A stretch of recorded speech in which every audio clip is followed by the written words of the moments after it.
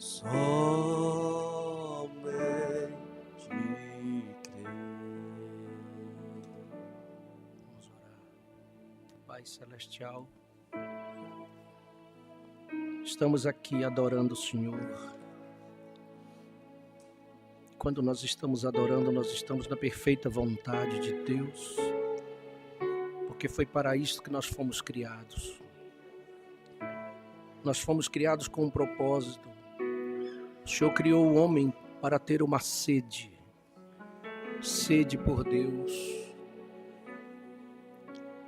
E quando nós estamos aqui adorando o Senhor, nós nos sentimos bem, porque todas as células do nosso corpo, elas ficam bem, funcionam perfeitamente quando nós estamos adorando o Senhor.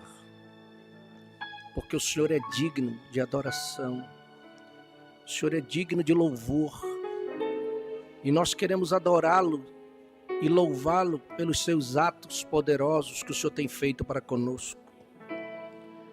O fato de estarmos aqui é um ato poderoso do Senhor em nos trazer a sua presença. O fato de nós sermos cristãos, servir ao Senhor e livres do pecado, do mundo, de Satanás, é um ato poderoso de Deus. E o salmista diz: louvai-o pelos seus atos poderosos. Quando nós olhamos para trás, que quem nós éramos e hoje quem somos.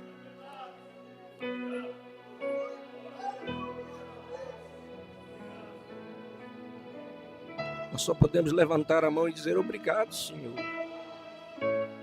Nossa alma começa a bendizer ao Senhor. Como o salmista Davi disse: bendize a minha alma ao Senhor, e tudo que há em mim bendiga o seu santo nome. Bendize a minha alma ao Senhor e não te esqueças de nenhum só dos seus benefícios. Por isso queremos te adorar. E também queremos ouvir a tua voz para falar ao nosso coração. Usa o pregador. Que não seja o pregador, seja o Espírito Santo. Que o homem saia da frente, o pensamento humano caia por terra. E o Espírito do Senhor domine mais este lugar. Tu conheces as nossas necessidades, Senhor, e sabe qual é a palavra que precisamos. Nós te adoramos em nome de Jesus. Quantos dizem amém? Que o Senhor esteja com cada um e continue nos ajudando. No livro de Neemias, capítulo 8, eu li essa escritura há 2 domingos atrás e falei só uma parte. Vamos falar mais um pouco. Capítulo 8 de Neemias, versículo 8. E leram o livro na lei de Deus, e declarando e explicando o sentido, faziam que lendo se entendesse. Versículo 12. Então todo o povo se foi a comer e a beber e a enviar porções e a fazer grandes festas, porque entenderam as palavras que lhes fizeram saber. Amém?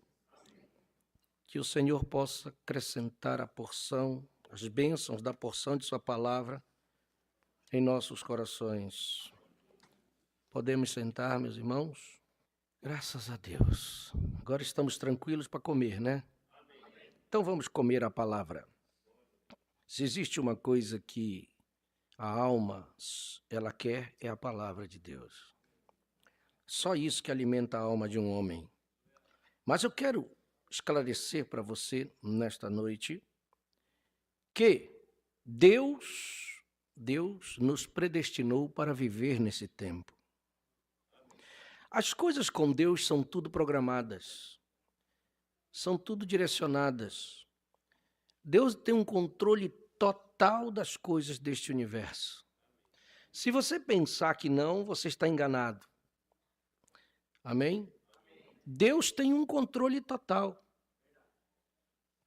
tudo está nas mãos dele. Nada acontece sem sua permissão. A Bíblia diz que não cai uma folha da árvore sem que ele saiba. Ele conta os fios de cabelo que nós temos. Ele sabe. Conhece toda a nossa vida desde que nós nascemos. Até o final, ele sabe tudo que vai ocorrer e nada passa desapercebido ao seu poder, aos seus olhos. Certo? Deus já sabia disto antes de criar as primeiras coisas deste mundo, ele já conhecia tudo. O plano já estava estabelecido.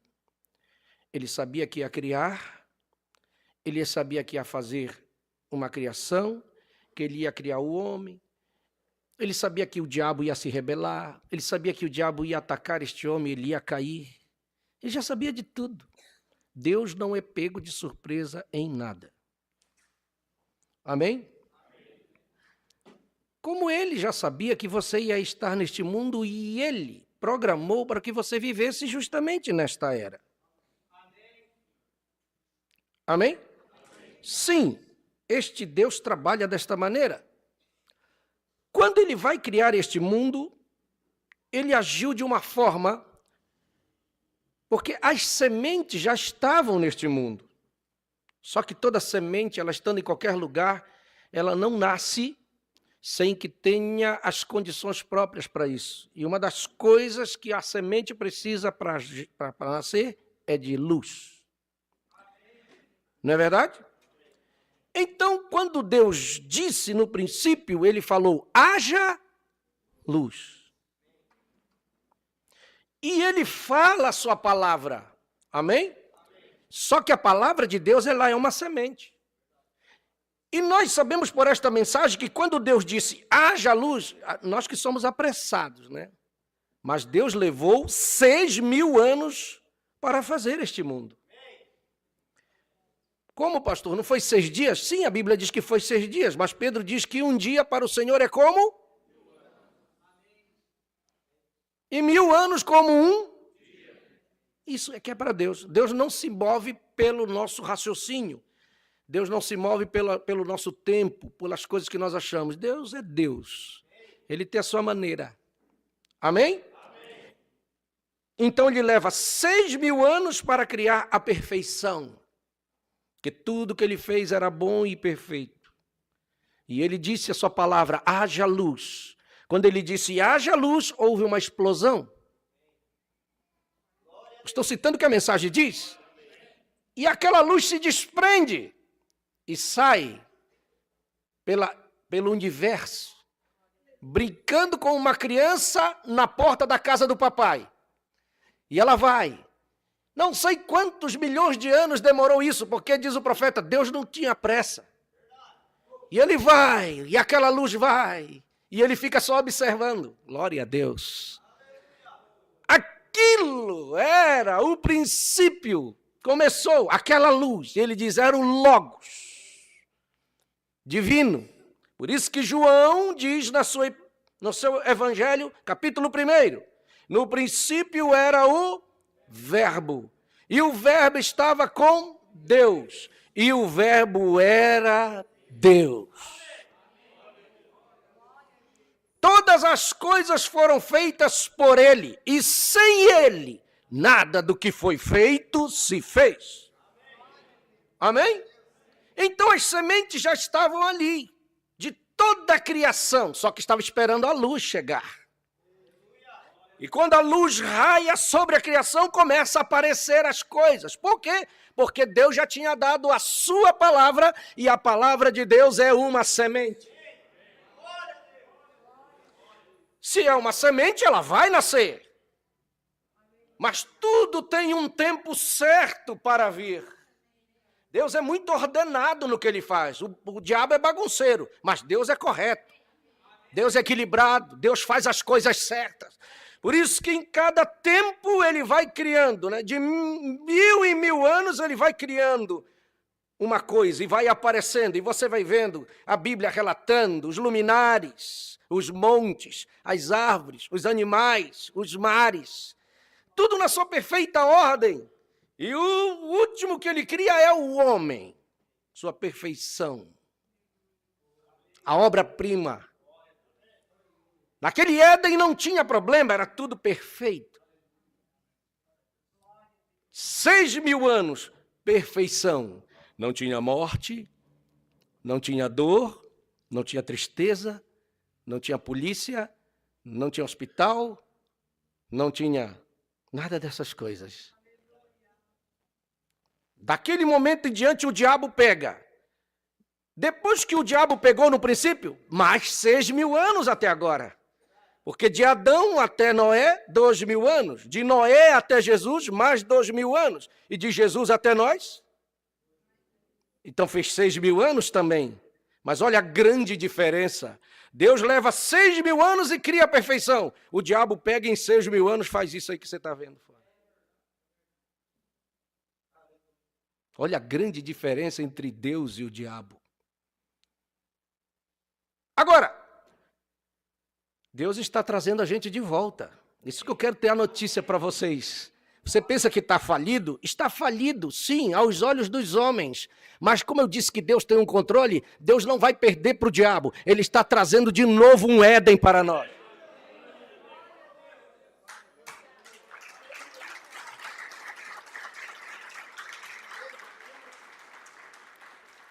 Como pastor, vou mostrar na Bíblia. Romanos 8, versículo 16, a Bíblia diz que a natureza está se preparando para isto. Porque a natureza está cansada. O que o homem fez da natureza, o mesmo Espírito testifica com o nosso Espírito de que somos... Vamos adiante. E se nós somos filhos, logo somos... herdeiros de Deus e co-herdeiros. E se é certo que com ele padecemos, para que também com ele sejamos glorificados. Agora, leia, é o versículo...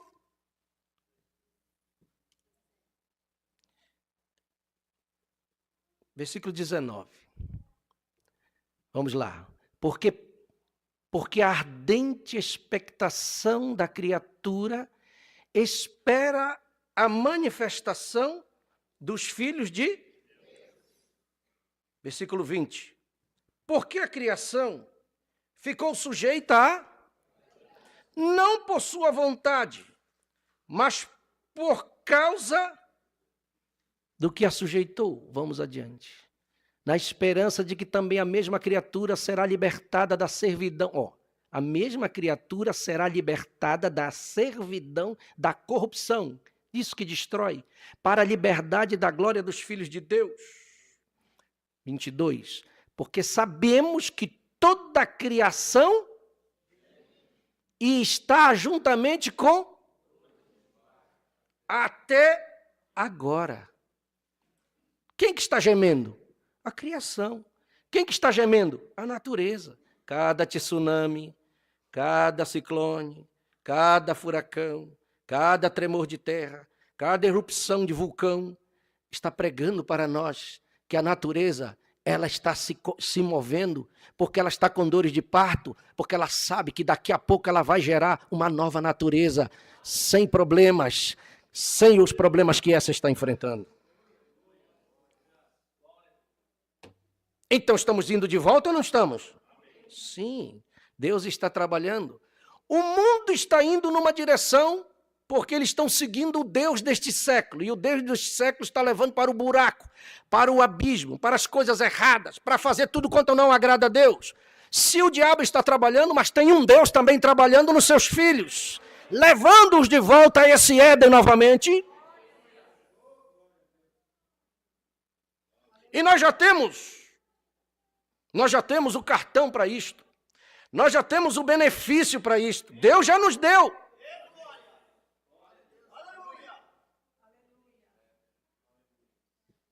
Hein?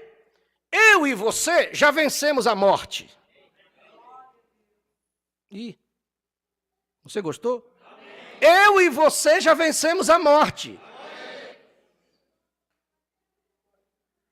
E tem pessoas me olhando, mas será, pastor? Como será? Porque nós fomos batizados em nome do Senhor Jesus. Quem é batizado no nome do Senhor Jesus ganha um presente. E o presente que nós ganhamos é a vida eterna.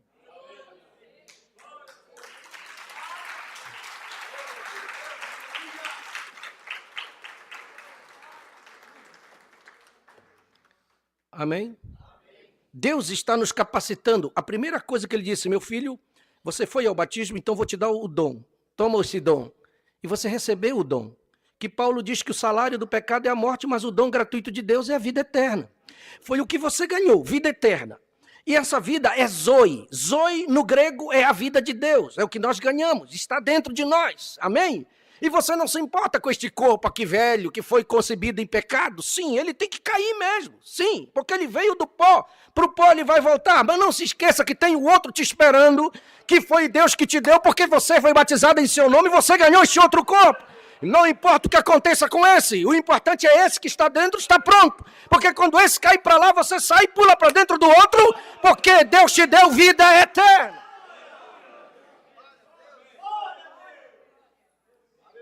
Se não acontece isso, então Deus perdeu para o diabo.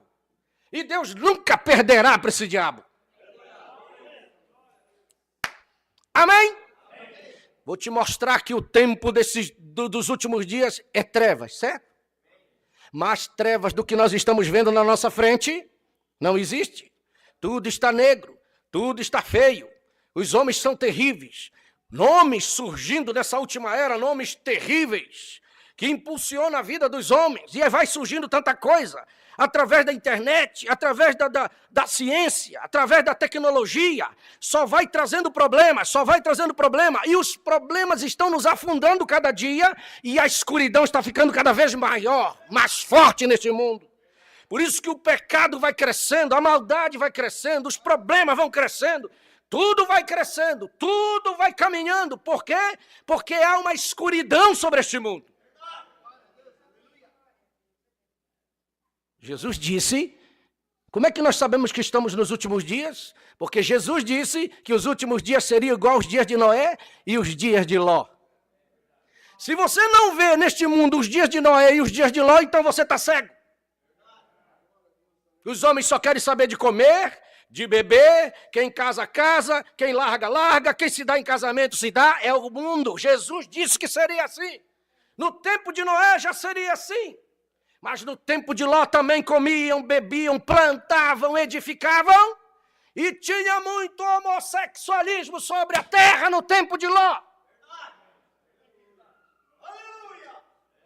Porque eles queriam pegar até os anjos para dormirem com eles. Capítulo 19 de Gênesis.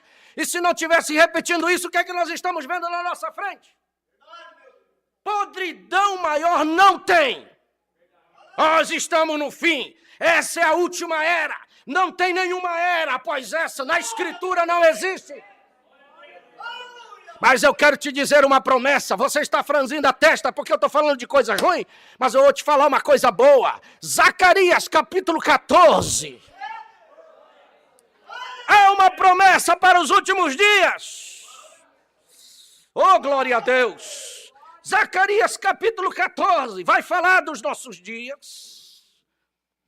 Versículo 6. O que é que a Bíblia diz em Zacarias 14, versículo 6? E acontecerá naquele dia que não haverá preciosa luz, nem espessa escuridão. Mas será um dia conhecido do Senhor. Nem dia, nem noite será. Indecisão. E acontecerá que no tempo da tarde, da maior negridão, haverá luz.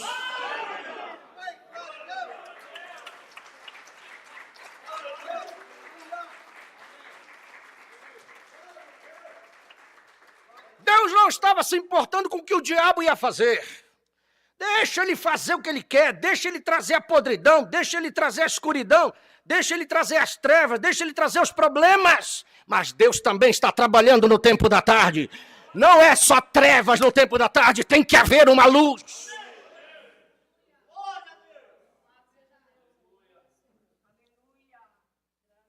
Se a religiosidade dos últimos dias Não estão conseguindo levar o homem para o eixo correto. Mas isso já teve lá atrás. No tempo de Noé era assim. No tempo de Jesus era desse jeito. Era igualzinho como é hoje. Sim?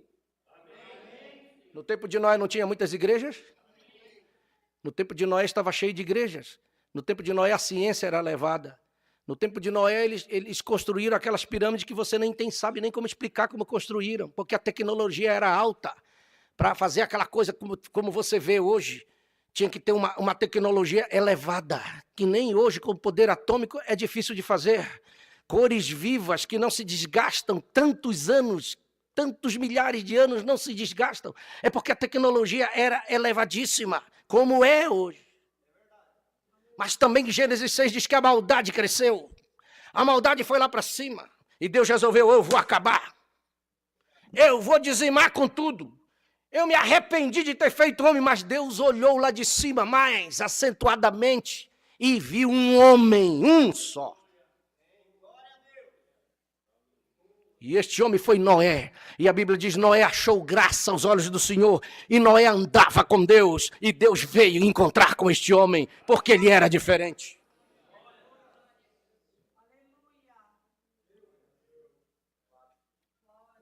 Deus não perde. Não era assim? Deus prometeu que no tempo da tarde ele mandaria a sua luz. Mas se você olhar a figura que o profeta desenhou nessa luz, você vai ver uma bola representando as eras da igreja. Tem as eras aí? Hã? Uma bola. Mas você vai ver toda essa bola, ela é negra. Isso é a visão de Zacarias. E Deus traz o nosso profeta na visão de Zacarias, que estava retratando nossa era, a última era. É mais negra do que clara. Olha só, basta nós olharmos. Vá ver as notícias. As ruins só é... Pode abrir, ligar a televisão, ver a internet. Olha lá, a era de Laodiceia é a última era. Que ela está desde 1906 até agora. Veja quanta negridão está lá. Está representando os nossos dias. Com o pecado, com as coisas erradas, com tudo que está ruim acontecendo neste mundo, com um homem cada dia pior. Mas você olha, tem um fiozinho de luz. Aquele fiozinho de luz branca é Zacarias 14:7, que Deus disse no tempo da tarde, eu vou mandar uma luz. Aí você diz assim, então Deus perdeu para o diabo, porque está mais preto do que branco. Não, Deus não perde. No tempo de Noé, durante aquelas milhares e milhões de pessoas, só 8 almas foram salvas. Que creram na mensagem da hora do profeta Noé, pegando em cima do monte, que um dilúvio viria. A numerologia de Deus é assim. Com Moisés sai 2 milhões do Egito, só 2 foram salvos. Dos que saíram do Egito, dos 2 milhões, só 2. No tempo de Jesus, o próprio Deus na terra, a igreja dele era pequenina. Era assim. Não era a igreja dos fariseus nem dos saduceus, que era um grande Israel que seguiu a Jesus. Não, era só Maria Madalena, que ele expulsou demônios dela.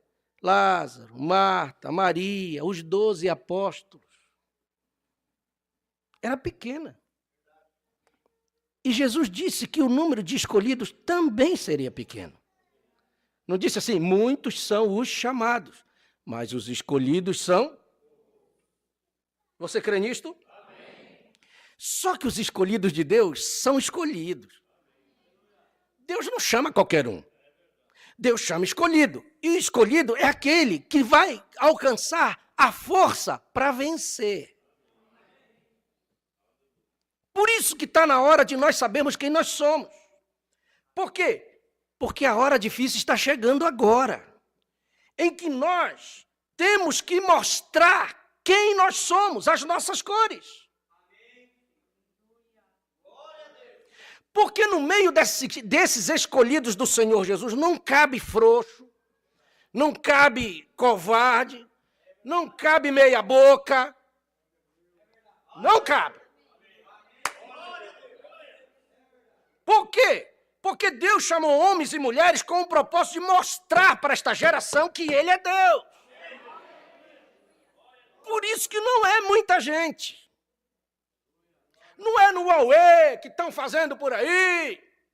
Não é no meio do rock and roll para fazer uma dancinha para chamar a atenção. Não é assim que Deus quer salvar esta geração.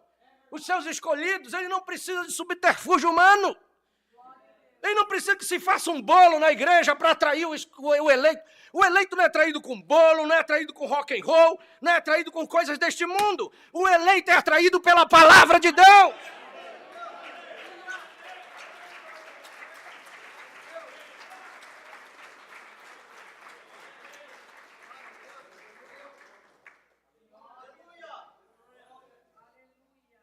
Amém? O eleito, ele é atraído pela palavra. E ele é a palavra. O eleito é o seguinte, Deus chama ele, ele vem todo errado, e Deus tem paciência com ele, arruma aqui, arruma ali, e diz assim, Pedro, eu quero te dizer uma coisa, olha só como Jesus é. Pedro, eu quero te contar um segredo, porque tu é meu amigo. Satanás encontrou comigo. Sabe o que ele fez, Pedro? Ele veio pedir para mim, para se ir andar contigo, como se ir anda com trigo. Ele pediu para mim. E eu deixei, só que eu roguei por ti, para que a tua fé não desfaleça.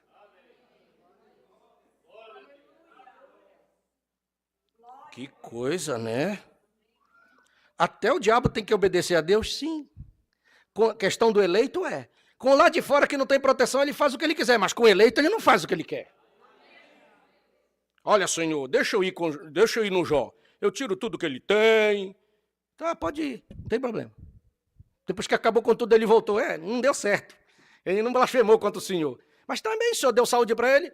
O Senhor deixa eu ir com ele, pode ir. Só que tu pode botar enfermidade, mas na vida dele tu não toca. Só até aqui, daqui para frente tu não vai. E o diabo tinha que ter ali mesmo. Isso é o eleito. E passou por tudo. Mas por que Deus permitiu isso? Porque ele sabia quem era o Jó. Sabia que Jó não era um meia-boca, um cristão que vinha para a igreja. Não, Jó era um homem que sabia mostrar as cores dele. O diabo disse, eu vou fazer ele pecar, vou fazer ele voltar contra Deus e vou fazer ele blasfemar. Quando ele tira tudo, Jó levanta a mão e diz assim, nu eu saí do ventre da minha mãe, nu eu vou voltar. Eu não trouxe nada e nada eu vou levar. Bendito seja o nome do Senhor.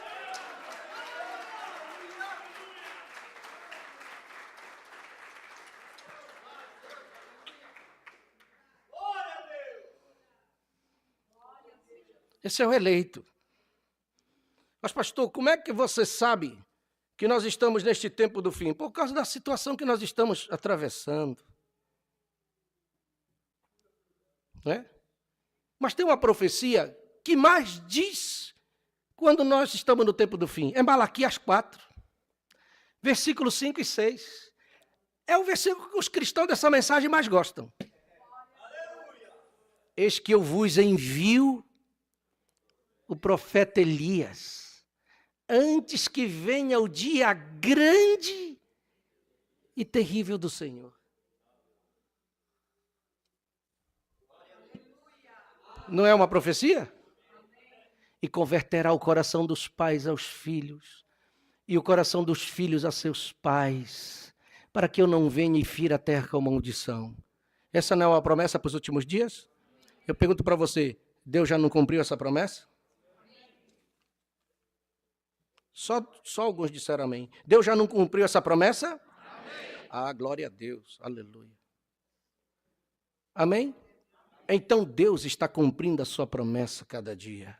E ele disse que enviaria o profeta Elias na terra novamente.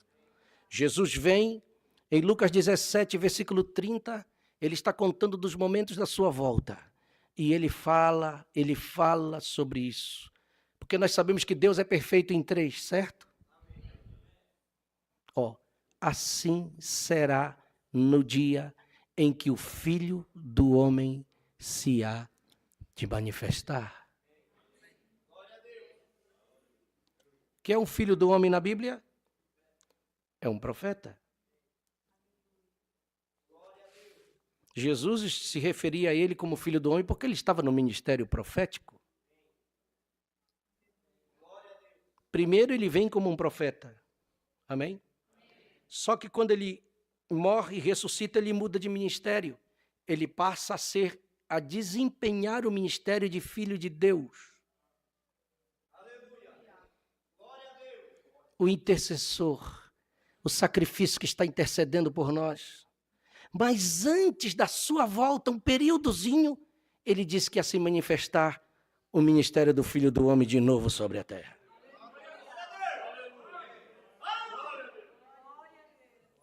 Assim será nos dias em que o Filho do Homem se manifestar. O que ele está dizendo? Vamos voltar o versículo para ver, para nós entendermos. Volta um pouquinho, no versículo 28, mais ou menos. Ele está falando disto, como também da mesma maneira aconteceu nos dias de Ló. Comiam, bebiam, compravam, vendiam, plantavam e edificavam. 29. Mas no dia em que Ló saiu de Sodoma, choveu do céu fogo e enxofre, consumindo a todos. Assim será no dia em que o Filho do Homem se há de manifestar. Ele não está se referindo a ele novamente, porque ele não é mais filho do homem. Hoje ele é filho de Deus. É o ministério que ele está desenvolvendo, nos defendendo, intercedendo. Mas o que ele está falando? Ele está falando de um profeta que viria sobre a terra para cumprir Malaquias 4, 5 e 6.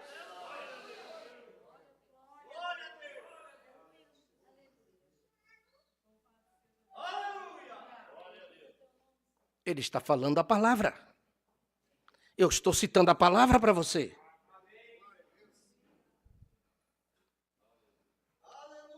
Nós temos que entender aonde nós estamos.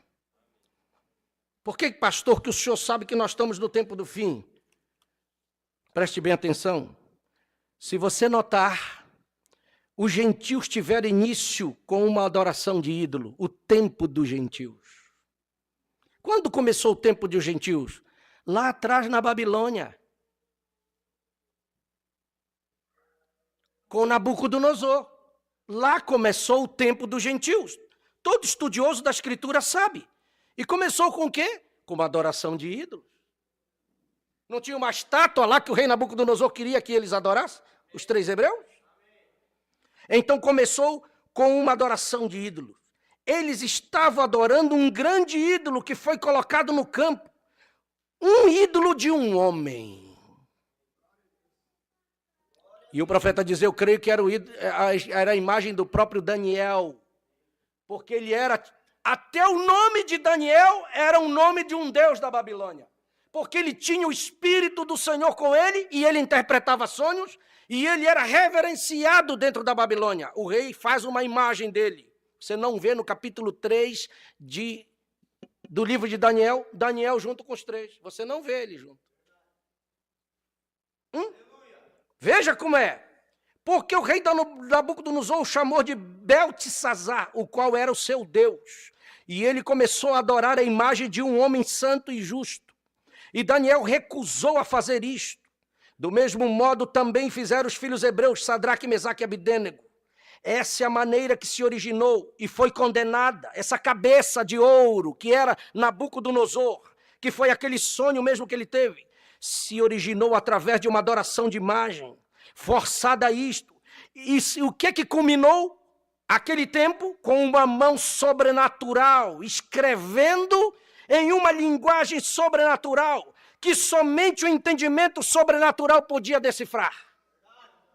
Não apareceu uma mão escrevendo na parede no reino de Belsazar? Uma escrita que nem os sábios deste mundo, nem os inteligentes, nem os teólogos, nem os pastores, nem aqueles estudiosos puderam saber o que estava escrito. Tinha que ser um profeta para interpretar o sobrenatural.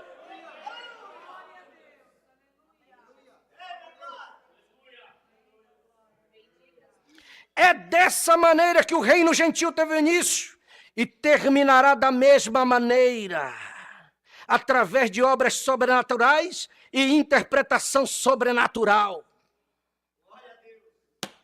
Na mensagem Apocalipse, capítulo 1, no parágrafo 28, o profeta diz assim: o tempo dos gentios começou com línguas desconhecidas e interpretando. Você olha para os nossos tempos, nunca teve tantas línguas estranhas em todo lugar. A gente fala aqui, outro fala ali, e para cá e para ali nas religiões. Isso está mostrando que é o tempo do fim também. Como começou o tempo dos gentios em línguas, ele vai terminar da mesma maneira.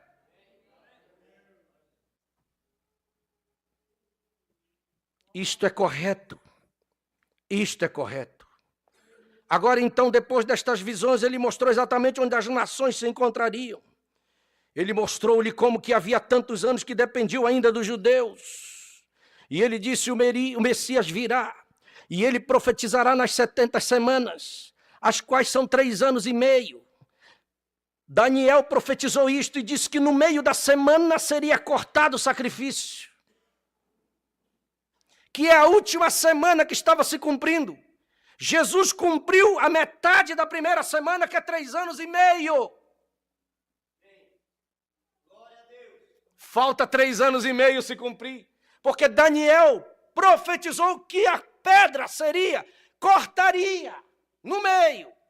E o sacrifício seria cessado.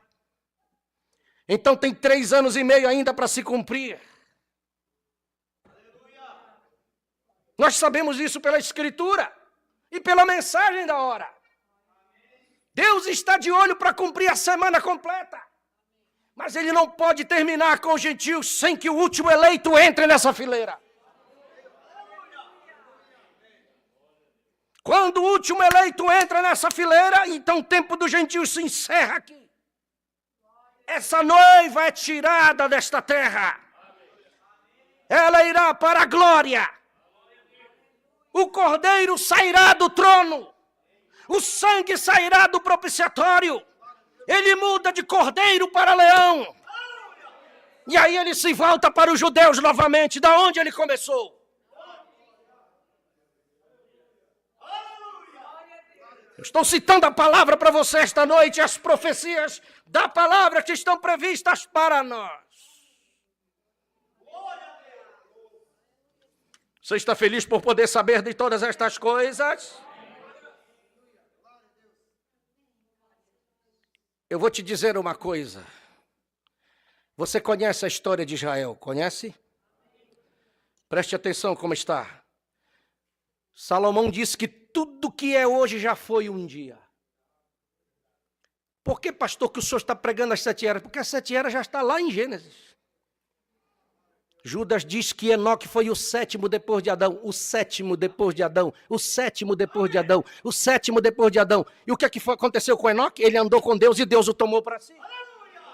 Deus estava dizendo que nessa era é a última, até a 7ª era. É aqui que vai existir o eleito que vai andar com Deus e Deus vai tirar ele deste mundo.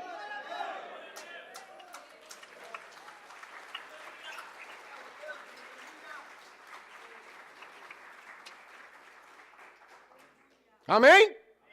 Mas olha o quadro lá atrás. Existiu um Elias. Não tinha um Elias? Um profeta. Mas tinha um Acabe. E tinha uma Jezabel que era uma prostituta. Olha o quadro formado hoje. Veja. Um Acabe. Você vai se chocar com o que eu estou dizendo, mas eu estou falando o que o profeta ensinou para nós. Fazendo um quadro, bem na nossa frente dos últimos dias. Um Acabe casado com uma Jezabel. E o profeta nos acompanha. Quem é que está influenciando? Da onde sai toda a influência deste mundo? Se não sair dos Estados Unidos, de lá é que veio tudo. Desde os anos 60, a influência negativa, desde Hollywood, mandando influência para o mundo inteiro. Um Elvis Presley requebrando a cintura, como um Judas Iscariotes, porque saiu de dentro de uma igreja. Não vem de lá? E cá casa com uma prostituta, que nós sabemos que Apocalipse 17 quem é.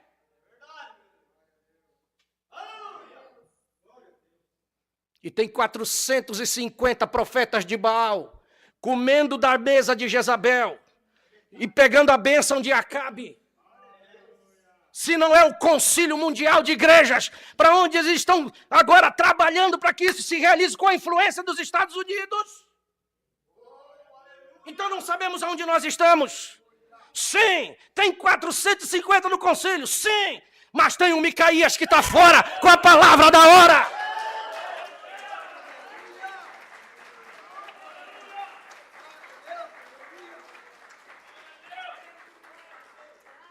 Oh, glória a Deus! Um Micaías que não ia pelo que Acabe dizia. Um Micaías que não queria comer da mesa de Jezabel. Mas ele estava comprometido com assim diz o Senhor, com a mensagem de Elias.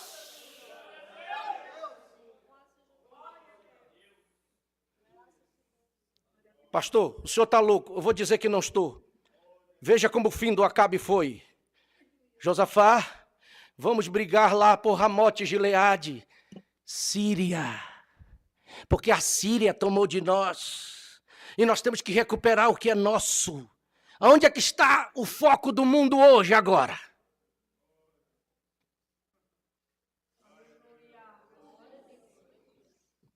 É?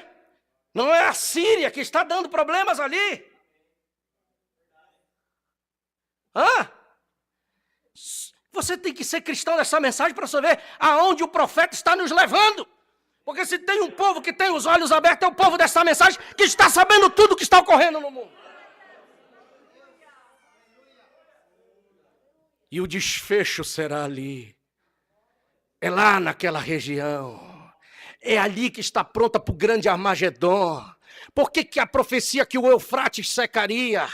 E você olha agora e vai vendo como é que está o Eufrates secando, porque tem que se tornar uma grande planície, porque a grande guerra se dará ali do Armagedon. Está tudo pronto. Está tudo preparado. Eu quero dizer para você, nós não temos muito tempo ainda sobre esta terra. Nós fomos chamados como peregrinos e forasteiros. Há um rapto para nós.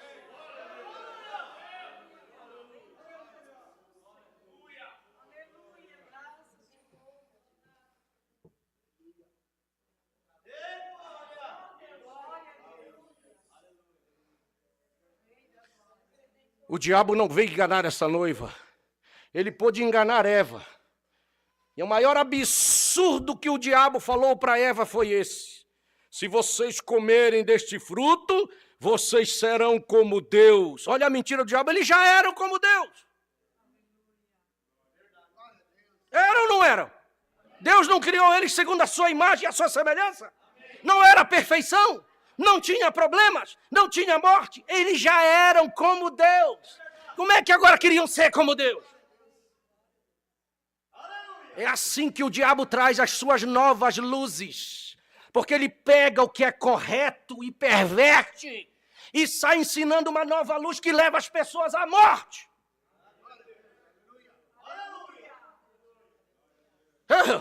Eu quero dizer para você, você é o povo mais seguro que tem se você está seguro nessa palavra, nesta mensagem da hora. Você não tem que dar ouvido para nada, você tem que ler a mensagem, crer nela.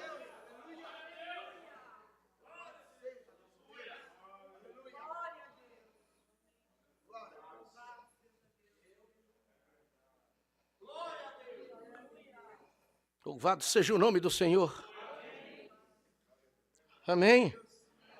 Amém? Agora eu vou encerrar com isso aqui. Neemias 2, versículo 18. Ele estava diante do rei triste. E o rei estranhou porque ele só comparecia diante do rei feliz. Ele era copeiro, mas toda vez que ele estava diante do rei, ele estava feliz. Ele estava alegre. E eu quero te dizer, você está na presença do Rei dos Reis, do Senhor dos Senhores. Você não tem que comparecer triste. Você tem que vir à presença de Deus alegre. Aqui não é motivo para isto, meu irmão. Se você chorar, chore de alegria. Mas não chore de tristeza, porque Ele está conosco. Ele resolve os problemas.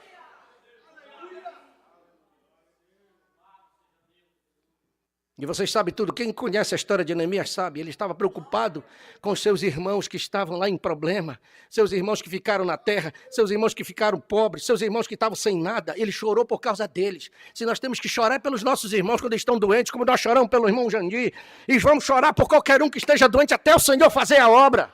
É por eles que nós temos que chorar pelos nossos filhos, pela nossa família.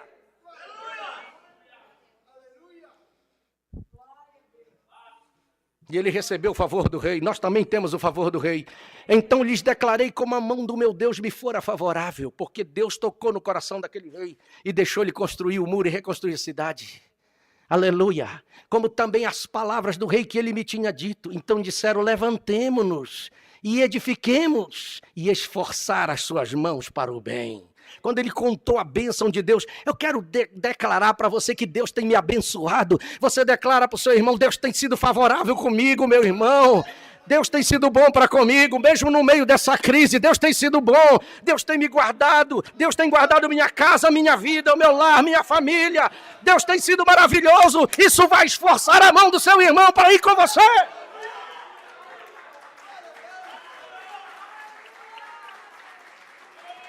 Ei! Glória a Deus! Quando eu vejo o Senhor curar um aqui, eu esforço a minha mão para pregar com maior fôlego. Quando eu vejo o irmão Francel contando o testemunho que Deus o livrou na BR, eu vejo Deus trabalhando em nosso meio. Se não for Deus, quem vai ser que vai nos defender?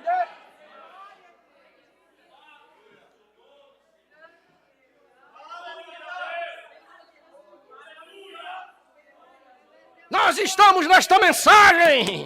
A hora de levantar o muro é agora.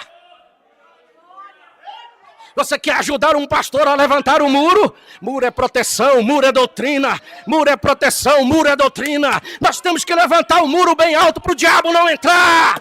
Nós temos que nos juntar às nossas forças.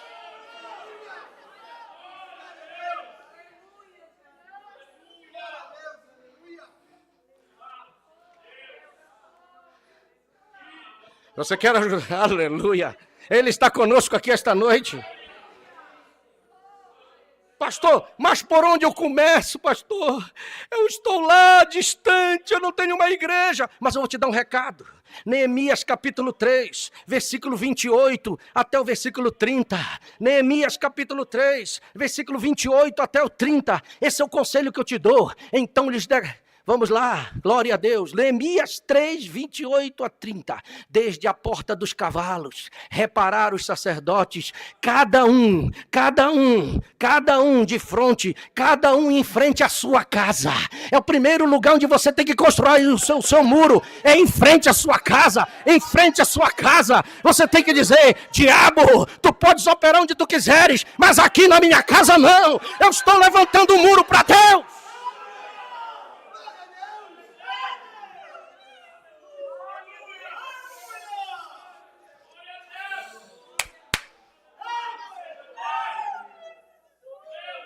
Você está disposto a levantar o muro em frente à sua casa?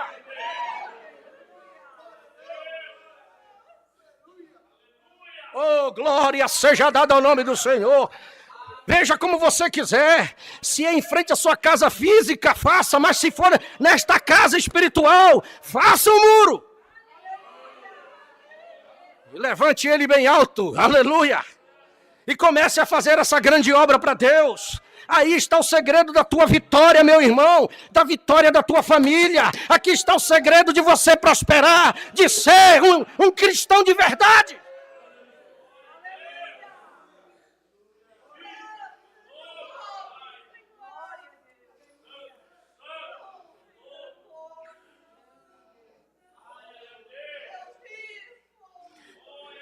Você tem que ser um povo separado.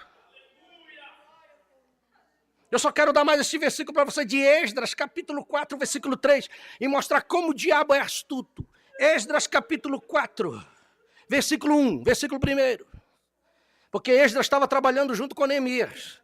Um construía o muro, outro construía o tabernáculo, construía o templo. Ouvindo, pois, os adversários de Judá e Benjamim, que os que tornaram do cativeiro edificavam o templo ao Senhor Deus de Israel. Versículo 2. Chegaram-se a Zorobabel e ao chefe dos pais e disseram: deixai-nos edificar convosco, porque como vós buscaremos a vosso Deus, como também já lhe sacrificamos desde os dias de Esarhadon, rei da Síria, que nos mandou vir para aqui. Você sabe onde está a derrota de um cristão? É quando ele permite os outros vir edificar com você. Você não pode, meu irmão, não tem jeito. Porque chegaram-se a Zorobabel, agora vê o versículo 3. Porém, Zorobabel e Jesua e os outros chefes dos pais de Israel lhe disseram: não convém que vós e nós edificamos a casa do nosso Deus, mas nós sóis edificaremos ao Senhor Deus de Israel, como nos ordenou Ciro, rei da Pérsia. Não tem acordo. Não tem como juntar, não tem como se misturar, porque se misturar vai dar errado. Deus quer só você construindo esse muro.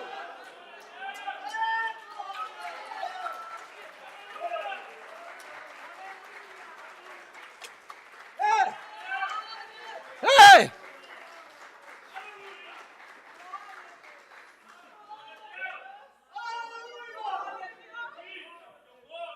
Glória a Deus!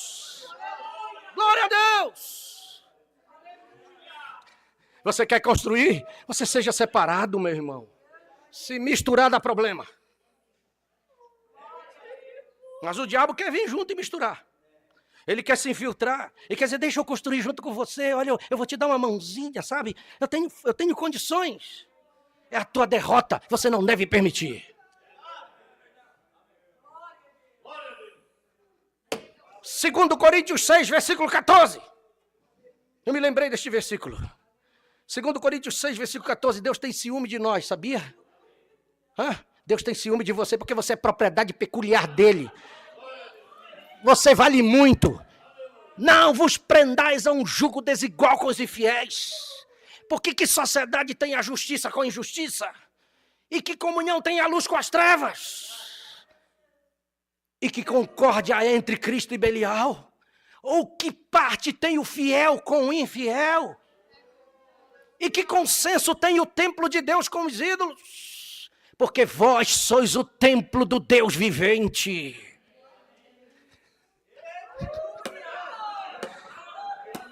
Como Deus disse: neles habitarei. Oh, meu Deus! Neles habitarei. Você está feliz porque Ele habita em você. E entre eles andarei. Ele está aqui pregando para você esta noite. E eu serei, aleluia.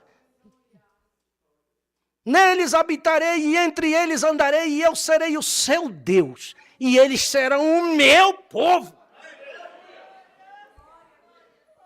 Pelo que saí do meio deles e apartai-vos, diz o Senhor, e não toqueis nada imundo, e eu vos receberei.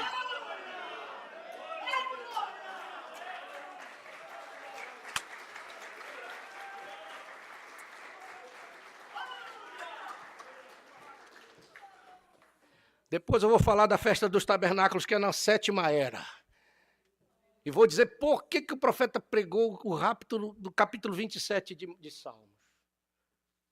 Mas não dá para falar para isso hoje, porque senão vamos levar mais meia hora. Mas nós íamos nos alegrar. Tem tudo a ver conosco. Dentro do livro de Neemias, no 8º dia, foi santa convocação. Oh, meu Deus! Deus está convocando essa noiva para morar com Ele. Eu quero dizer só para você: se desapegue das coisas desta vida. Se desapegue do mundo enquanto é tempo. Seja um para Deus. Faça a diferença neste mundo em todos os sentidos da sua vida. Não só de boca, mas em todo o seu ser. Que você seja diferente e Deus vai mostrar para este mundo que Ele está em sua vida.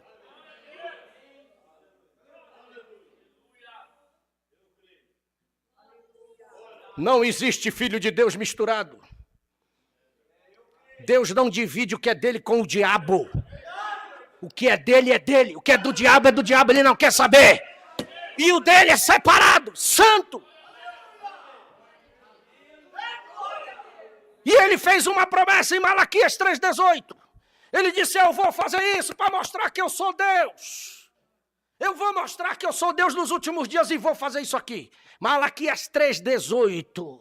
Então vereis outra vez a diferença entre o justo e o ímpio, entre o que serve a Deus e o que não serve.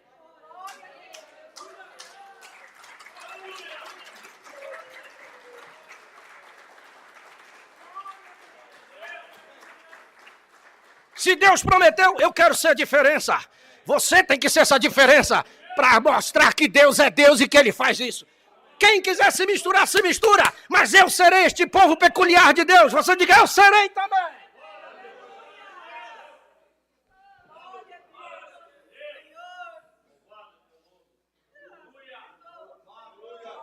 Vamos ficar de pé.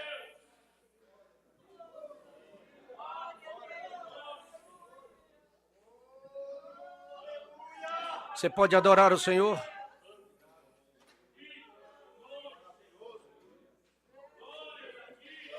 Sabe por que você pode se alegrar, comer e beber esta noite? Porque você está entendendo as palavras do livro. Não porque você quer entender, não porque você é inteligente, não porque você estudou, mas é porque Ele revelou para você. E você pode sair, comer e beber e se alegrar e regozijar, porque você já entendeu tudo.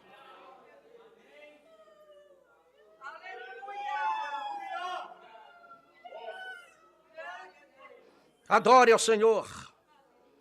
Adore ao Senhor. Ele está aqui esta noite. Aleluia!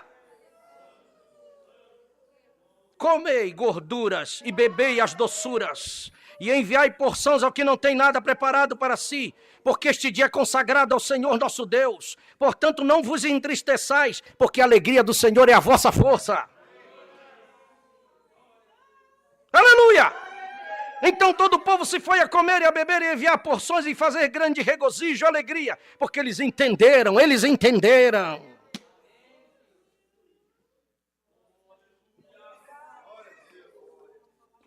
Eu quero te chamar aqui, você que quer fazer um propósito com Deus, se você está nessa fileira e você diz, eu sou um eleito. Eu quero te dar a oportunidade de vir aqui à frente correndo urgente, que eu quero orar por ti. E não te importa com o resto, porque se você é este, Deus vai se encarregar de fazer contigo isto. E te ajoelha diante desse Deus esta noite, porque Ele é poderoso. Não sou eu que vou fazer, não sou eu que sou... Tu não é minha ovelha, tu é ovelha dele. Eu só sou o gerente que estou cuidando.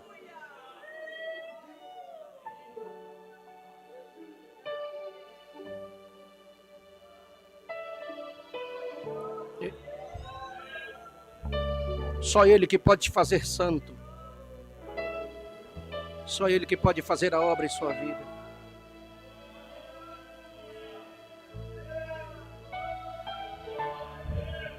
Está tudo pronto. Está tudo preparado.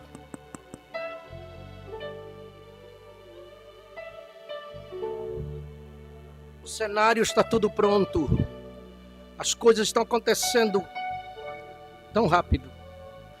Deus está só esperando por você. Você se encher do seu Espírito Santo. Você se ir nesta fileira.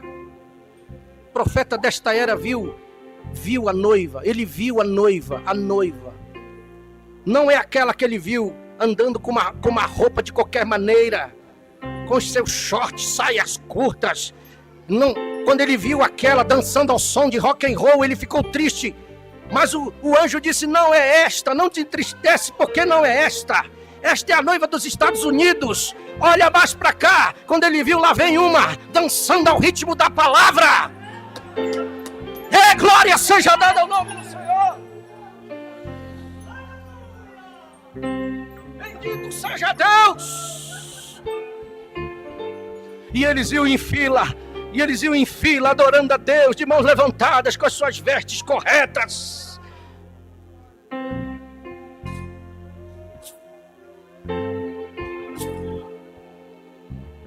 E quando elas passam por ele, tem algumas que estavam saindo da fila para querer, e ele ficou gritando, não saiam da fila!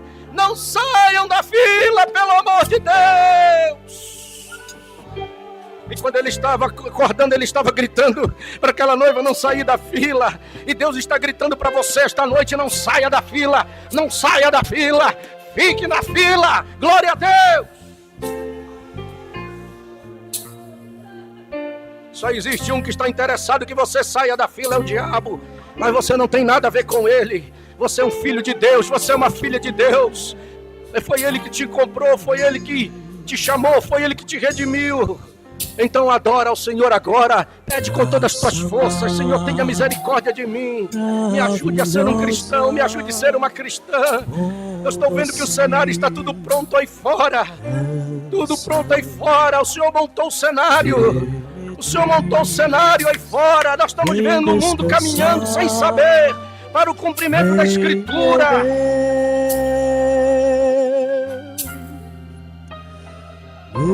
Aproveite enquanto você está aí.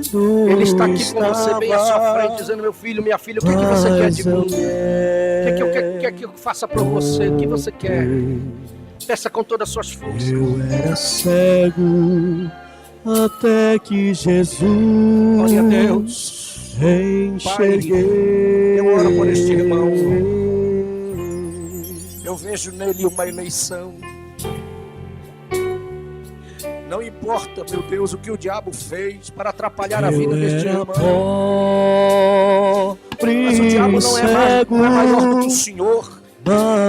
Ele não tem poder para prender a vida de ninguém. A eleição está trazendo este irmão para o caminho.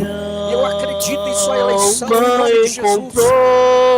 Que ele se alegre em ti, Senhor. Que o Espírito Santo doce e maravilhoso venha sobre a sua vida. Aquele Espírito Santo trazendo perdão, o poder do sangue de Jesus sobre sua vida, meu Deus. E que todo espírito errado repreenda a vida deste irmão em nome de Jesus Cristo. E se levante deste lugar como um cristão, como um soldado valoroso, para batalhar as batalhas de Deus, para mostrar que existe um Deus que pode todas as coisas, em nome de Jesus. Batiza-o com o Espírito Santo. Faça a mesma coisa na vida dessas irmãs. Tenha misericórdia desta irmã, Senhor. Tu sabes como ela tem lutado. Muitas vezes ela se sente sem forças. Mas existe um Deus que tem força. Existe um Deus que é mais forte do que se imagina. Um Deus que vence gigantes, leões, ursos. Glória a Deus. Deus que pode fazer melhor do que pedimos ou pensamos. Um Deus que nos levanta. Um Deus que nos dá vitória. Um Deus que está ao nosso lado. Um Deus que tem poder de realizar qualquer coisa. Ajude esta irmã. Levante ela em nome de Jesus. Que sua vida possa resplandecer para a glória e honra do nome do Senhor nosso Deus. Aleluia. Ajude, Senhor, estes irmãos. Glória a Deus. De muitos perigos, ajude este irmão. Ele só está aqui pela misericórdia. Eu sei que foi a sua misericórdia sobre a vida dele. Se não fosse a sua misericórdia, já não estaria mais aqui. Sem Isso mostra que o Senhor é Deus poderoso. Eu te peço que o Senhor ajude o meu irmão. Eu te peço que fortaleça a sua fé. Eu te peço que o Senhor ajude. Que toda enfermidade que esteja sobre o meu irmão seja agora repreendida em nome de Jesus. Que o Espírito Santo de Deus age em sua vida. Que todo mal saia em nome do Senhor. Aleluia. E que ele possa ter a vitória completa da parte do Senhor. Pai, nos deu teu Espírito Santo. Teu Espírito de poder em nossa vida, meu Deus. Tua graça, teu poder, teu Espírito Santo sobre nós. Esforce a nossa coragem, meu Deus. Sopra a graça sobre nossas vidas. O fato de estarmos aqui na frente já é o fato de termos a vitória completa. Da saúde, abre as portas, levante. Tem vitória completa em todos os sentidos, em todas as áreas. Nós queremos que esses irmãos levantem como verdadeiros soldados vencedores. Meu Deus, nós nos ajoelhamos diante dos teus pés, nos humilhamos diante de ti, mas quando levantamos, nós podemos contar, levantar a bandeira da vitória. Vindo o inimigo com uma corrente de água, o Espírito do Senhor levantará contra ele a sua bandeira. Ajude estes irmãos, que o Espírito Santo possa vir operar, curar, posicionar, levantar, dar vitória completa em nome de Jesus. Pai, nós oramos e entregamos cada um deles em suas mãos, nas mãos mais poderosas que existem no universo. Bendito seja o nome do Senhor. Glória a Deus, glória a Deus. Agradecer pela cruz,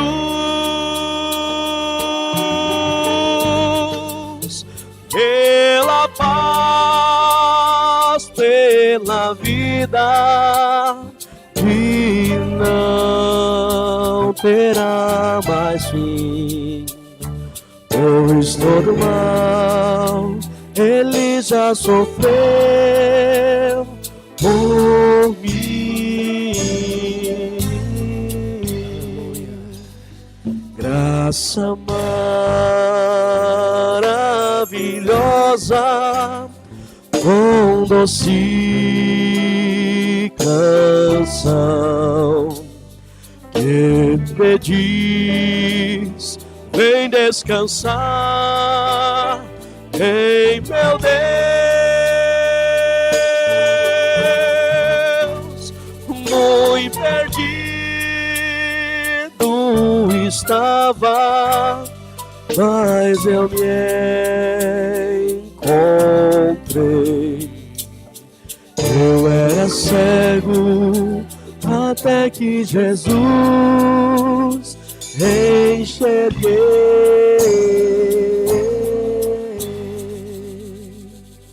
Pai, nos leve em paz e nos guarde, nos ajude. Guarde-nos neste caminho de volta, nessas BRs. Quando estes irmãos embarcarem no carro, que o Senhor entre na frente. Que o Senhor livre estes irmãos desse diabo que está por aí nessas rodovias tentando tirar a vida das pessoas. Mas o anjo do Senhor acompanhando cada um nos guardará no caminho de volta para casa. Que nós possamos gozar de Tua presença durante a noite, no nosso sono, amanhã no nosso trabalho. E nós nos entregamos a Ti em nome do Senhor Jesus Cristo. Quantos dizem amém? Levante sua mão. Que o Senhor te abençoe e te guarde. O Senhor faça resplandecer o seu rosto sobre ti e tenha misericórdia de ti. O Senhor sobre ti levante o seu rosto e te dê a paz. Quantos dizem amém? Cumprimente o seu irmão, sua irmã, em nome de Jesus. Está encerrado.